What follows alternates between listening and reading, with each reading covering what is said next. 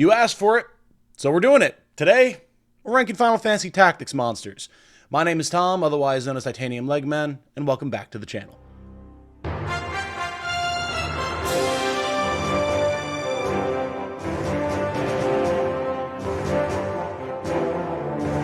Hello everyone, if you enjoy what I do, including my coverage of tier lists for Final Fantasy Tactics, which you all have been very into, which is very cool to see because it's fun to discuss, or just other coverage of turn-based strategy RPGs, regular RPGs, gaming in general, you know, the whole spiel. A like on this video and a subscription to the channel would be very much appreciated. Thank you so much. So yeah, today a lot of people requested that I cover the monsters that you can recruit in Final Fantasy Tactics in a tier list of, I suppose, how useful they are in your party. And now listen, I'm going to be 100% upfront here.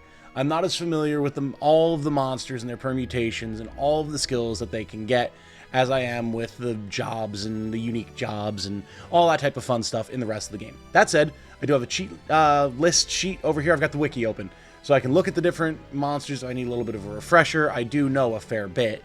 The main thing that I'm not super solid on is what special abilities each monster can get for being next to someone with the Beast Talk skill. So if I miss something, my apologies. I'm by no means an expert when it comes to the monsters in FFT, and also I'm not worried about like being a super meta list about this. Like, people have gotten very defensive about some of my placement in the previous tier list videos, to which I say, they're my videos, deal with it. My rankings are the correct rankings in this environment. Just gonna have to settle for that. Sorry. Okay, so I have my list here. Let me pull this up. First things first, we're just going to go through in direct order of what all of the wiki has listed for creatures, which is generally the order that you encounter them in, with a couple of exceptions. We'll talk about what each monster family can do, the different permutations between the three types that they can have, how useful they are, and then we'll move on. So, first of all, of course, it's the classic Chocobo. Now, Chocobos, in terms of raw power, not the best, right? Like, there's definitely stronger stuff like your Behemoths and your Hydras and all that type of fun stuff. But in terms of overall utility and general party versatility, I'd say Chocobos are pretty high up there. I'm going to put them in a solid A. Having the ability to have a mount if you need it, as limited as that is in Final Fantasy Tactics, especially with black Chocobos that can fly a character around, there's definitely certain situations where that can be extremely useful. And then just having the ability to have a free instant cast AoE heal, a long range movement, decent damage. I mean, like black Chocobos and red Chocobos having Chocoball and Choco Meteor, like, they can do some serious damage if you have their stats set up properly for it. Like, they're not bad by any means. You know, they're limited in that you can't use them as a platform, that I can think of anyway. We'll talk about that when we get to some of the bigger monsters, but like, can't use them as a platform to jump up to other terrain. But they're all around decent fighters, even though they do have fairly low HP, but especially with the black and red ones that can stay at range, that's really not too bad.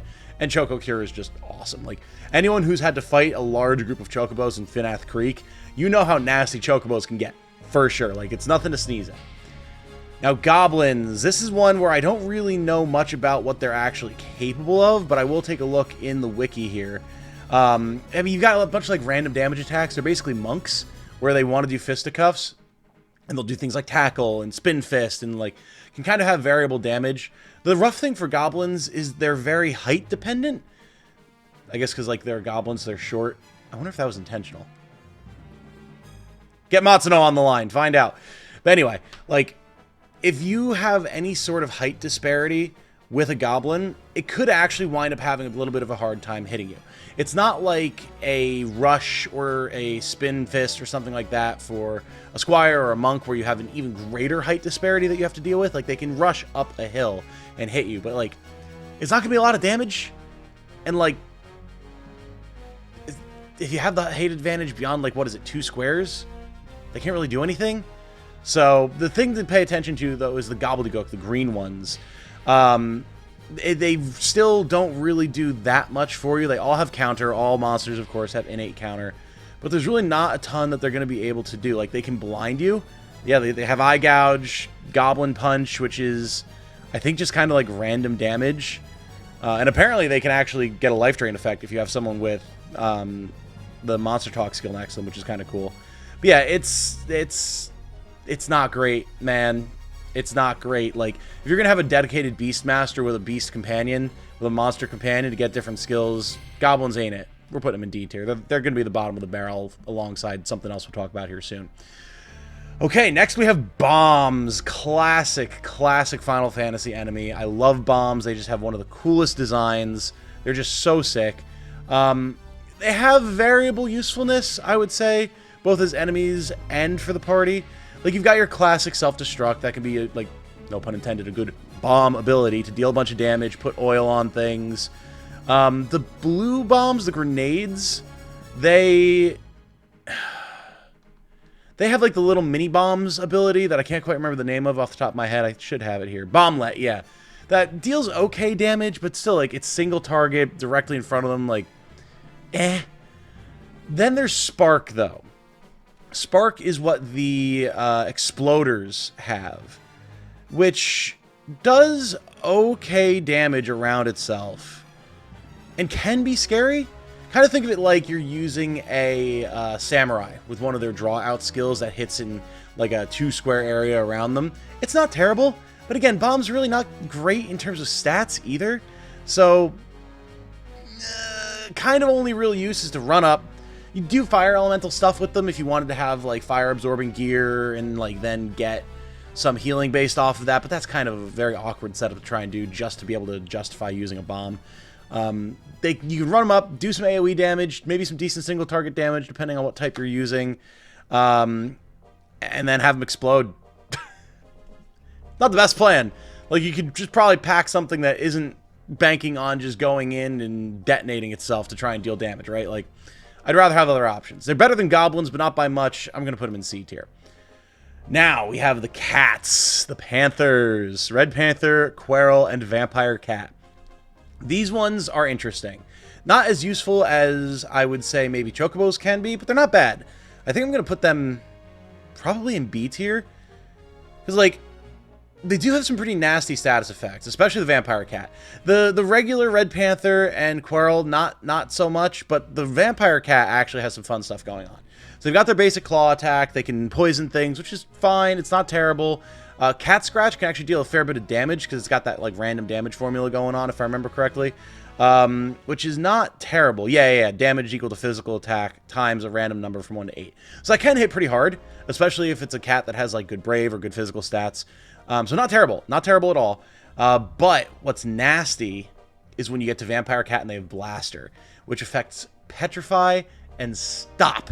This can actually really catch you by surprise, especially if you're like first time getting into the game, you're hitting the later chapters, you're hitting higher levels, you run up on one of these like, oh, it's a funky looking purple cat, but I mean, the cats have never really been a concern before, and then it blasts you from 3 spaces away and petrifies and or stops one of your guys, and you're like, oh god, okay, do I have the items to fix that, especially if it's Petrify? Like, you have no way of fixing that. It doesn't just run out like Stop. You need to have an item or like the Depetrify magic or something.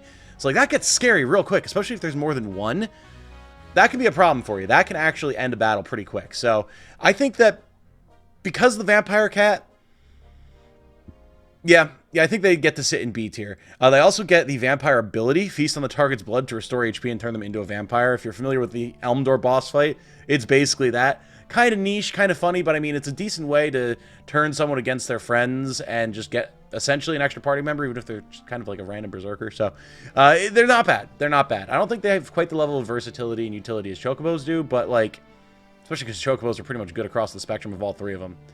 But if you can get a Vampire Cat, they're actually pretty decent. Not terrible. I like them.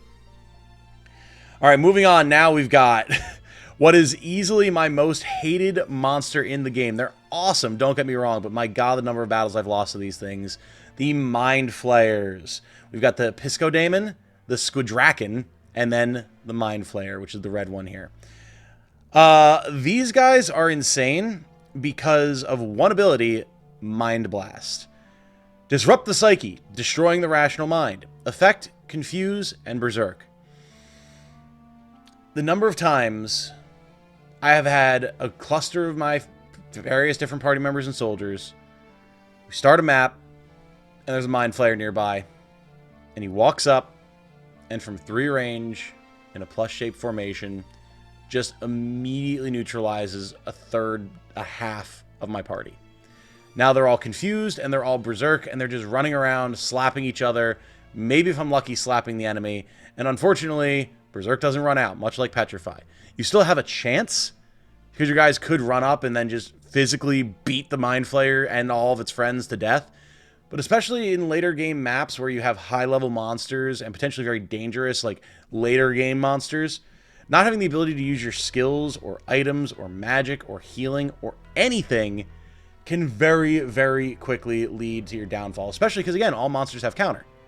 So if you're just walking up with a sword and slapping something, unless you one-shot it, it's going to slap you right back. And a lot of times, monster counters hurt real bad. So, yeah, I think in terms of overall danger, Mind Flayers are, like, super top tier. In terms of party viability, I'm going to say they're also pretty top tier. I think this is going to be our first S tier. Like, the lesser versions, like, they just have their little tentacle slap, and they can blind you and do, like, nullifying of status effects, which is pretty rare to see. But the Mind Flayer itself, like, the actual Mind Flayer, is so deadly. Like, just being able to throw out Confusion and Berserk is insane, and it can really disrupt the enemy's plans as well, even if they don't cluster up the way that players tend to do. So, they also get the level drain ability if they have someone with a Beastmaster, or if they have a Beastmaster next to them, someone using Beastmaster, which is cool.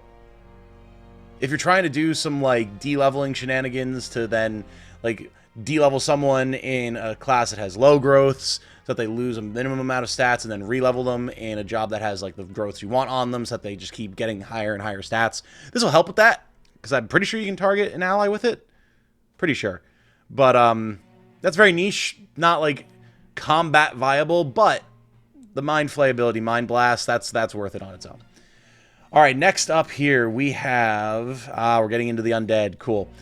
Skeletons. I love skeletons. I think they're just so cool. It's one of my favorite fantasy skeleton designs. Like, kind of having, like, the desert animal, like, oxen or whatever it would be. Horned skeleton face. Like, the little boots and the gloves and the cloak. It's so cool. And then they throw their soul at you. It's so sick. So you got your basic skeleton, the Bone Snatch, and the Skeletal Fiend. They're blue, green, and red, respectively. If you're familiar at all with tactics, you're very familiar with Chop, or Knife as it was called in the original, with that like almost ear-splitting ka-ching sound when it would hit you, and it could actually hit pretty hard. It's just a punch, but it deals decent damage. Where things get fun is when you get into the different animas of the different souls. So the basic skeleton has Thunder anima, the second level has Water anima, and the third has Ice, and then you can get Wind anima, which is fun if you have a Beastmaster next to them. This isn't the most useful thing. I mean, skeletons make decent frontline shock troops because they're undead, so they can get themselves back up. Potentially? Potentially. Yeah, it's not... Yeah, they could crystallize. I'm thinking of a different game where they, like, can only get up. Yeah. They can crystallize, but they can potentially get themselves back up. And then having the ability to have something that just runs up, can deal good physical damage, can have what is essentially an instant cast, single target spell with a different element on it, can be useful if you're trying to deal with like different monsters that have different elemental weaknesses and things. The issue with them, and why they're I think only going to rest in C tier, is the fact that they don't, like, you can't get all of the skills on anyone. Like, they just rock one element. So like if you're not fighting something that's weak to lightning, then your basic skeleton isn't worth anything. If you're not fighting something that's weak to water, like, you can still deal damage with them, obviously, but if the goal is to, like, make use of the fact that they have these free elemental attacks, it would be so much nicer if, like, the final level skeleton had access to all three, and then also could get wind. But, unfortunately, not a thing, and such, it kind of really kills their versatility. But, the next Undead, the Ghost family. We have the Ghoul, the Ghast, and the Revenant. These guys can actually be pretty fun. They have a good variety of abilities. They can attack from range, much like the skeleton can, except it's just like a non-elemental attack with ectoplasm. But they do have a decent number of status effects. They have Sleep Touch, which sleep, very, very nice, gives guaranteed hits with pretty much anything, I think including Theft, if I remember correctly, on anything that you've put to sleep. So it can actually be quite nasty, allow you to set up some easy stealing or some big damage, stuff like that. They can also put Oil on stuff, which if you have a fire-based team, not bad. Because that's going to massively increase your fire damage output if you want to build like a themed team. Maybe work a bomb in there, right? Or at the very least have like a fire mage and people with fire absorbing gear. Maybe have a summoner throwing Ifrit around, different stuff like that. That can increase your damage output, which is not bad. Then they also get Drain Touch for just a nice little like vampiric lifesteal effect to keep themselves sustained. And if you have a Beastmaster, Zombie Touch. This corrupts the target's flesh, turning it undead. A variety of decent status effects. They can deal decent damage. They're fragile, but I mean, again, they're undead, so they can get themselves back up. It's not bad. They have some niche use, so I would say that they, as opposed to just kind of like variety damage dealers like bombs and skeletons, I'd say the ghosts can probably go up to B tier. Again, you have the ability to resurrect. They teleport, so you can get some decent maneuverability out of them. They have some different status effects. You have the monsters that we've got thus far. I'd say we put them in B tier. That might be one that gets shuffled around, but we'll see. Also, I wanted to mention it now because I forgot to at the top. The whole idea, if you're not familiar, is you can get the Beastmaster ability off of Squire, I believe. Yes. Where if you have someone with that skill standing directly next to a monster, they get a bonus skill. It's kind of really rough to use because like you have to have them directly next to the monster, but you can potentially get some really good effects out of it. So if you want to go for a little bit of like a janky monster build, that is something that you can do. But it's definitely limited. If we finally get like our remake or remaster or something, I really kind of feel like it should either be like an aura radius, or just you have someone with the Beastmaster skill on the board, and now any monsters that you field get their special abilities. That just feels like it would be like appropriate. You're sacrificing a support skill slot for that, and using monsters that are generally going to be less versatile in a lot of ways until we get to the late game monsters than a normal like human character with a job. So like, just make it map wide. Screw it, make it map wide. Make the monsters more viable, please. Okay, so that said, moving on from Ghosts, we have Ahriman, another classic Final Fantasy monster. And I love the little guys in Tactics, like that they're big like wings poking up in the air, and then they do a little flutter attack on you. It's very fun. We have the Floating Eye as the base form, the Ahriman, and then the Plague Horror as depicted here, the red one. These guys I'm not as familiar with because I usually just blow them up. I've never recruited one. So I'm not really capable of remembering what they do. Let me see here. Yep, Wing Buffet is their basic attack. Dread Gaze is just like a ranged damage attack that the Ahriman gets. Oh, Bewitching Gaze. Right. Can inflict Stone, Blind, Silence, Immobilize, or Disable. And then Doom. Gaze into the ether to find and cut short the target's silvery thread of life. That is actually the Ahriman. That's, I think, our first instance, now I think about it, of Beastmaster giving the second tier monster a new ability. That's really cool. Gaze into the ether to find and cut short the target's silvery thread of life. Inflicts doom on a target. And then the Plague Horror gets Beam if a Beastmaster is next to them. Dissolve magic skills, reducing magic attack power with the overwhelming gaze of a massive eye. That is very interesting. Does that deal damage? I've never seen that before. I think it just reduces magic attack power, which is interesting. That's not terrible. Oh, also, I'm not talking at all about like what you can poach from these monsters, because the idea is usability, not like recruiting them to like kill. People want me to talk about like how good they are in your party and like how viable they are, like I did with the other jobs. So if you've been yelling at your screen or angrily typing a comment, oh, you're not talking about poach, we're not talking about poaching here. All right, that's a whole different topic. All right, just wanted to get that out of the way while I'm thinking about it. But yeah, I mean, they're not bad. They're not bad. Inflicting status effects is certainly solid. They fly, so they can have good maneuverability. They're very fragile. Their damage output isn't great, but I mean, just being able to put a bunch of status effects on them while flying around and staying out of range, that makes them more useful than a lot. I'd say they go in B tier. Notice how we're getting a lot of status effect inflicting stuff here. Like, it's niche, it's not the best. I like Chocobos more because of their versatility, and then Mind Flayers, like, because it hits in an AoE at range instant cast and completely removes a creature from, or any target from, like, proper control and being able to use their skills, like, that's just disgusting. But yeah, these like single target guys with variable application of stuff, I think they generally fall in B tier, and I think the Ahriman belong there as well. That feels right for them. Moving right along, we have the Avis family, the birds, too much boards, and we've got the Jura Avis, the Steelhawk, and the Cockatrice, of course. These guys are fine. I'm not as up on them as I am with the Ahriman. They have their Talon Dive basic attack that deals solid damage.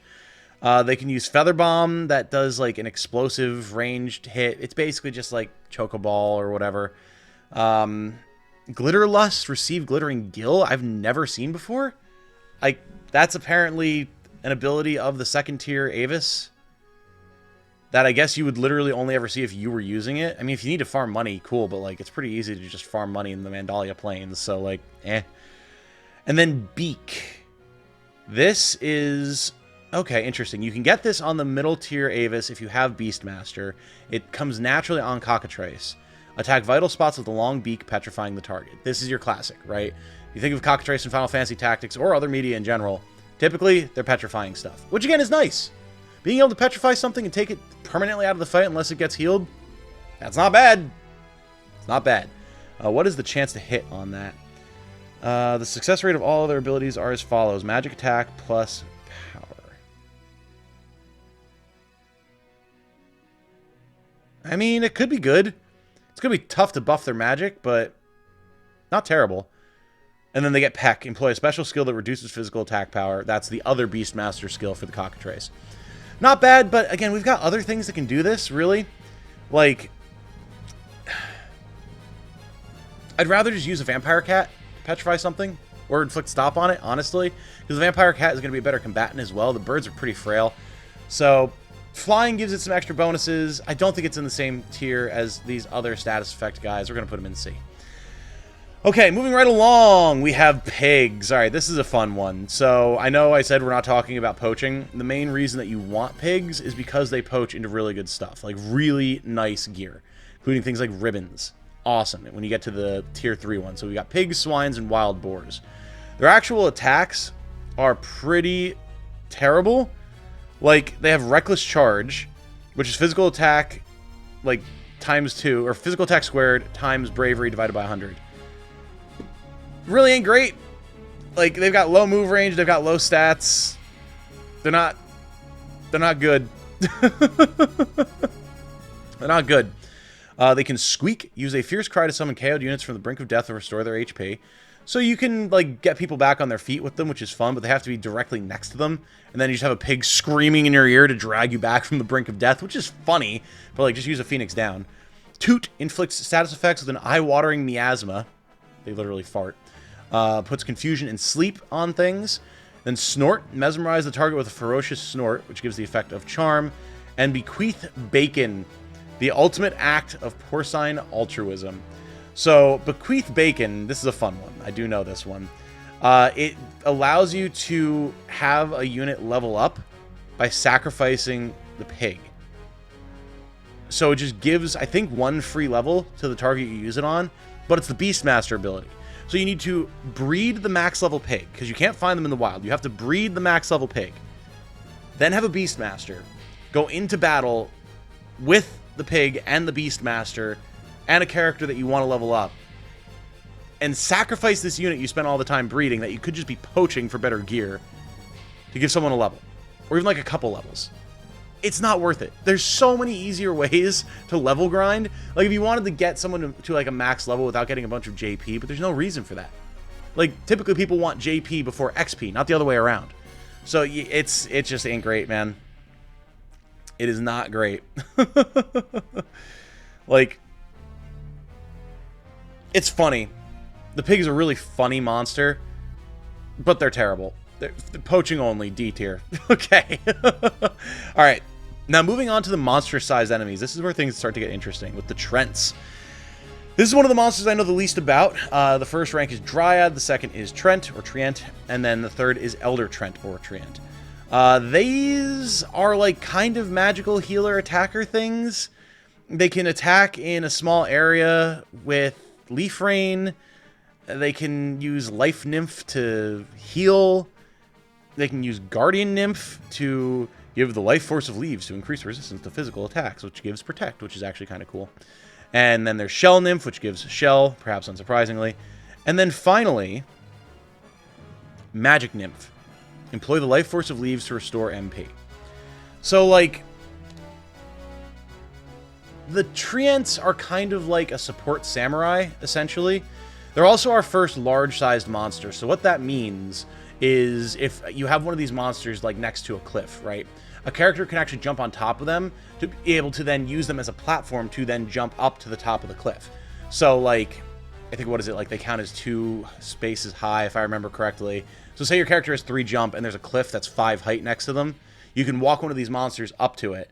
Character can jump up on the monster, and then their jump of 3 will carry them the rest of the way up to the top of the cliff. Which can be handy. There's some maps where that can definitely be useful. I've wound up having access to places I didn't even realize I would because I happen to have a large monster with me. So don't get me wrong, that's nice. And then having a monster that can do a bunch of support in an AoE, I mean, it's not bad. It's really not bad. Honestly, I kind of didn't realize how nice Treants could be. I've never used them in my party much. Once or twice. So, yeah. Healing HP, giving Protect, giving Shell. Restoring MP can be nice, but again, you need the Beastmaster next to them. Of the monsters we've seen thus far, I think this is our second A tier. It's not S tier by any means, like just bring a Samurai and you're going to be able to do all that and have something that can deal way more damage. But in terms of the monsters, not bad at all. I kind of would view it as similar to the way a Yellow Chocobo would work, but with a bit more healing versatility. So not bad. Not bad, Treants. I was not aware of your game. Moving on, we have the Minotaurs. Minotaurs are going to be one of the scariest enemies that you encounter in the early game because they slap so freaking hard. You've got the Wizenkin, the Minotaur, and the Sekret. And these guys are nasty. They've got their normal pickaxe attack, which is just like a single target damaging attack, but that deals a lot of damage. It's your physical attack squared times your bravery divided by 100, but they have very high physical attack, so that really pumps it. Then they've got Feral Spin, which is basically the same thing, but does an AoE, which can just hew down half your army. Beef Up increases physical attack power by stamping the earth and absorbing its life force. This is where certain enemies can get really nasty. You can actually give this to the base level Wizenkin with Beastmaster, which is interesting. But the max level Sekret gets this, and is basically like having a Squire that spams focus. So, like, they already hit really, really hard. If they start buffing themselves, it's going to get out of hand real fast. Then they get Earth Splitter. This is an automatic ability for Sekret. You don't need a Beastmaster for this. Attack by stamping the earth, dispatching a shockwave through the vicinity. So this is like a nasty, big area ability around them. So again, like, you need to get close to kill the things.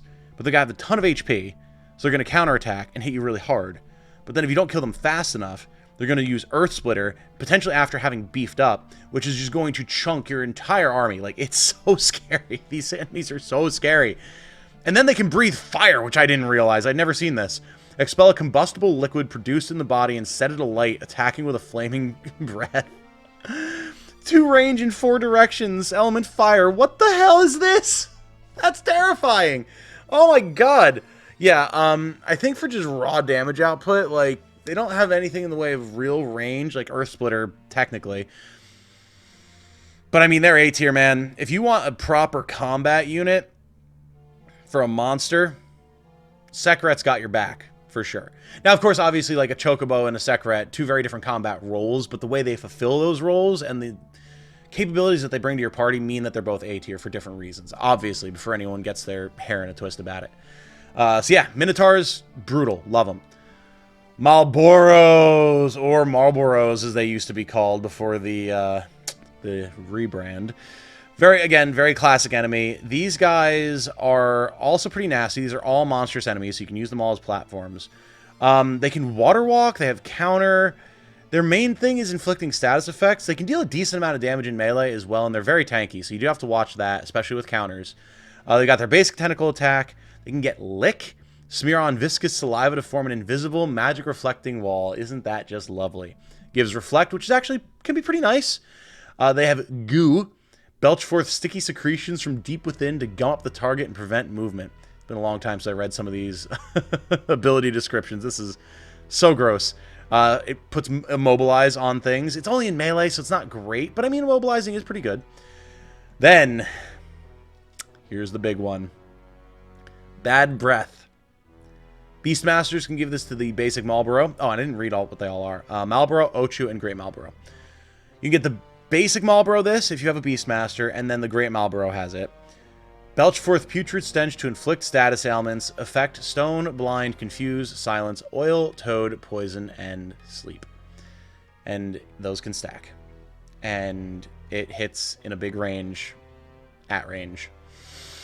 If you get caught by this, you're in trouble. Just like every other Final Fantasy game that has Malboros, you do not want to get hit by bad breath. You need to have people scattered around. You need to have the ability to remove status effects. You need to be ready to have multiple different characters taken out of the fight simultaneously until you can get them back on their feet. And you got to pray that you can do it fast enough before the Malboro does it to your entire party and you just lose. You will just lose. Now, good as that is, and that does earn them a high slot already, this one's funny. I learned about this one last year when I was just trawling through random tactics facts. Told my buddy Eric about it. He didn't know about it either. It's wild. Their main Beastmaster ability, Malboro Spores. Coat the target in Malboro Spores, turning it into a Malboro.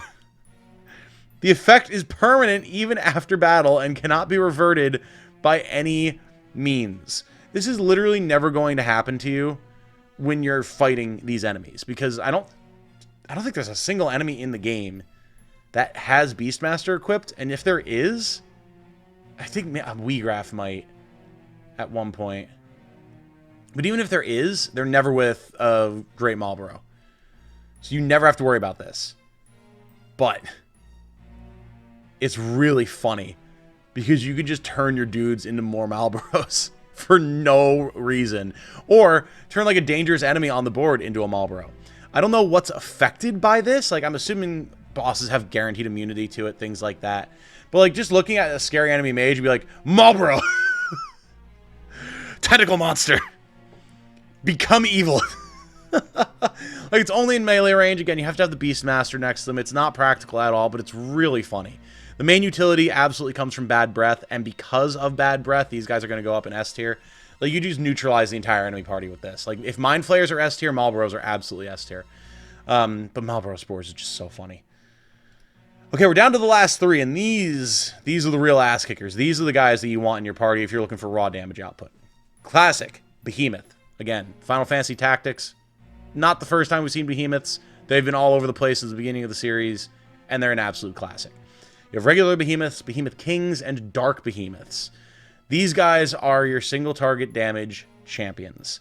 They deal disgusting amounts of damage. Gore, attack with piercing horns, will just crush because their stats are so high, and because of the way the formula is. Heave, attack by goring and tossing the target. Huge damage. Also just has the chance to instantly kill something. It can just inflict death. Okay. Giga Flare. Only usable by regular Behemoths with a Beastmaster. Attack by bringing down a burst of white-hot energy. Range 4, area of effect 3. Massive damage. Actually worth having a Beastmaster along for. Twister. Usable only by the Behemoth King with a Beastmaster. Call forth a tornado to damage the surrounding area. Same area of effect, but where Giga Flare had 0 verticality, Twister has 2 verticality. So you're hitting an even bigger area, essentially, dealing wind damage. And then the Dark Behemoth, Almagest, also requires a Beastmaster. Inflict damage by bringing about a space-time warp set in place by stars twinkling in the firmament. What does that damage look like, you might ask? It's the Dark Behemoth's max HP minus their current HP. So if they have full, or no, you want them to have as low HP as possible. Yeah. Yeah. Because if they've got 798 HP max, and they've got 50 HP remaining, you're going to deal 748 damage to everything in a 4 range, 3 area of effect, 1 verticality area. Disgusting. Actual bomb. Like, you have they're S tier. They are just absolutely S tier. They're such disgustingly strong single target damage dealers. And then if you have a Beastmaster along with them, boy howdy, look out. Yeah, Behemoths are disgusting, as they should be. They're always terrifying in any Final Fantasy media that they're in. I love them. They're phenomenal, and they're scary to fight on the battlefield as well as scary for the enemy when you're using them, especially if you have a Beastmaster. Finally, our last two here, Dragons. Not as exciting as they could be. You know, Dragons not exactly unique to Final Fantasy, but we've got regular Dragons, which are the green ones, blue Dragons, obviously blue, and red Dragons, obviously red. These guys have phenomenal HP. They get the Thunder Breath skill. They can get some nice boosts from Race, which is one of the only uses of her Dragoneer class. But in just raw stats are pretty solid. They have a basic body blow, like charge, body tackle, that deals decent damage. They can attack with their tail as well, which, what is the formula on that? Tail sweep. So charge is damage equal to, yeah, your standard monster attack. Physical attack squared times bravery divided by 100. Damage formula for tail sweep is, oh, it's a random okay, just physical attack times random number from 1 to 15. So it can slap. It can slap. But it's going to be less overall power, I think, than if you have like a fully maxed out bravery, like high physical attack dragon with charge. Then, oh, and also you can only get that on green dragons if you have a Beastmaster next to them for some reason. Then blue dragons get Ice Breath, attacks 2 range. You can attack in any 4 directions. Attack with Breath of Ice, very solid 2 range damage, like a polearm range. Ice Breath attack, very, very solid damage, and it's always nice to have extra ice. A lot of monsters are weak to ice. Thunder Breath, this is actually the Beastmaster skill for the blue dragon, and it's built in for the red dragon. It's the same exact thing, just lightning. And then, for some reason, the only way any of these dragons can breathe fire is if you have a Beastmaster next to a red dragon, and then they get Fire Breath. Which, yeah, I mean, they all have the same damage. It's all the same magic formula. It's just different elements. So, like, couldn't you just let him add Fire Breath and given him something else? I don't know. It's weird. It's always bugged me that you can't get Fire Breath on any of the dragons naturally. You have to have a Beastmaster to get it, and there's literally nothing special about it. In fact, I would argue that fire is probably one of the least useful elements to have in terms of, like, bonus damage. So, kind of a real shame. Kind of a real shame. I like dragons. There's better options for damage dealers, like Behemoths and Hydras, the last ones we're going to talk about. But they're certainly not bad. If you want to have a dragon, you're not going to be disappointed. And then they do get a very nice boost if you run Race with them. You give her, like, Beastmaster, Race, Dragoneer, with, like, all of the dragons. That could be a really nasty force if you want to go that route. That could be really nasty. But it's also more niche. For general use, I mean, they're not bad. Not bad at all. But, like, the big guys, there's better. There's better. And speaking of better, finally, this has gone on longer than I expected it to, but there's been a lot to discuss. Hydras. Hydras are terrifying. Hydras are what dragons wish they could be. You've got your basic Hydra, the greater Hydra, and then Tiamat, which is what's shown here. We're just gonna put these guys in S tier. We'll talk about why, but they go in S tier. They have all the benefits of being large-sized monsters. They have massive HP, massive stats. They are horrifying. I'm just gonna read this blurb verbatim from the wiki. Tiamats, quite simply, are nightmares. The first ones the player meet will likely have over 600 HP. Their Tri-Flame attack is as dangerous as ever, which comes from the Greater Hydra. Tri-Thunder means fire-absorbing armor no longer suffices for complete protection, and Tri-Breath can decimate half the player's forces in one spew. The player will almost certainly want to get rid of these monsters right away, although taking the risk of an Entice can yield an unstoppable party member. It is important to note that since all types of Hydra are classified the same as dragons, they can become unbelievably powerful with the boost from Race's Dragoner skills. Yeah. You can also poach them for some really nice gear, but we're not here for that. Let's just talk about it. Let's just talk about it, shall we? So, Tri-Attack. Each of the 3 heads attacks in turn. So basically, like, there's a head in front and heads to the sides. This is a basic attack that attacks to the front and the sides of the Hydra. So if you've got someone, or multiple someones, surrounding them trying to kill it and it hasn't gone down yet, well, prepare to get 3 of your party members bit real hard. Then there's Tri-Flame, which comes naturally on Greater Hydras and Tiamats, but not on the regular Hydra. Each of the 3 heads attacks with Flame. This is range 4, effect of 2 area, so it's basically a plus shape, 4 range. It does it 3 times. So that's a lot of damage with Fire Element. Tri-Thunder, you can get on the Greater Hydra if you have a Beastmaster, otherwise it naturally comes on Tiamat. Same range, same effect, just thunder, or lightning, like the blurb said, so can't just be immune to fire anymore, you gotta be immune to lightning now as well. Then, Tri-Breath. Notably, you can get this on the regular Hydra with a Beastmaster, which is cool. Normally just comes naturally on Tiamat. Each of the 3 heads attacks with Insidious Breath. Has a 2 range in 4 directions. And effect of 2 in 3 directions. So it's a big freaking AoE. And it can just blow things up. It hits 3 times in what is essentially a random area, but a big random area. And my god, it will just tear you to pieces. There's no element, so you can't resist it. You just have to pray that your units are tanky enough, and maybe you get lucky and it doesn't just nuke everybody. Like, that's it. That's all you got. Kill the Tiamat before it kills you. But we're not done. We're not done. Now, if you have a Tiamat, and you have a Beastmaster next to it, potentially Beastmaster race, each of the 3 heads attacks with darkness. Dark Whisper. Element Dark. Effect KO, or just sleep. This is the same area of effect as the normal Tri-Flame and Tri-Thunder, but it is a dark type attack, which is exceedingly rare. Has the chance to just kill whatever it hits, and if it doesn't kill it, it's probably going to put it to sleep, which means it's probably going to die very shortly thereafter. Super nasty. Hydras are the cream of the crop. Like, if you can get a Hydra on your team, like the wiki said, you're set, man. Even just a basic Hydra is going to be a really nasty basic attacker. It can get Tri-Breath if you put a Beastmaster next to it, which is absolutely worth it.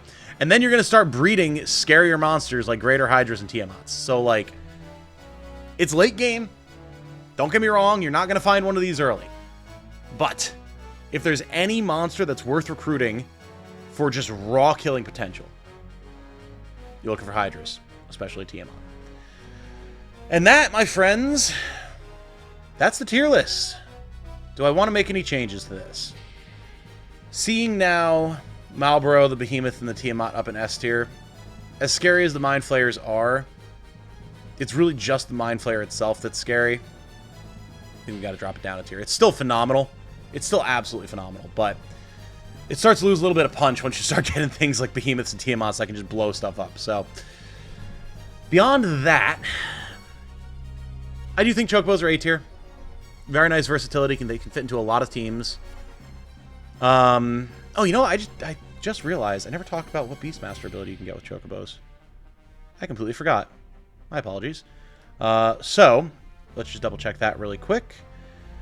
So, you can get Choco Cure on red Chocobos with a Beastmaster. They all get Choco Beak, basic attack. Choco Asuna, which normally comes on black Chocobos and can cure a bunch of different status effects. You can also get on yellow Chocobos with a Beastmaster, which is very nice. Having Choco Asuna and Choco Cure on one Chocobo actually makes them into a very potent support force, and that's why I do think that they definitely belong in A tier.